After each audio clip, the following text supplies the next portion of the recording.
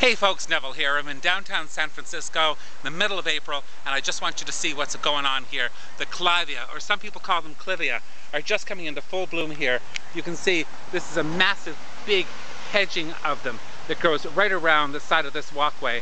And if I flip it right around, you can see it goes down the road and back up in the gardens and across on the other side as well, which is quite something to see. Now Clivia, as many of you know, are a wonderful houseplant that people have in their homes all around the world that bloom this time of year.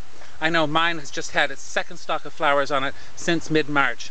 Beautiful. They stay evergreen all the time, all year round. They cannot freeze though, so don't put them outside. Keep them in the house. They stay a wonderful lush green and bloom once, maybe twice this time of year. Enjoy the Clivia here in San Francisco.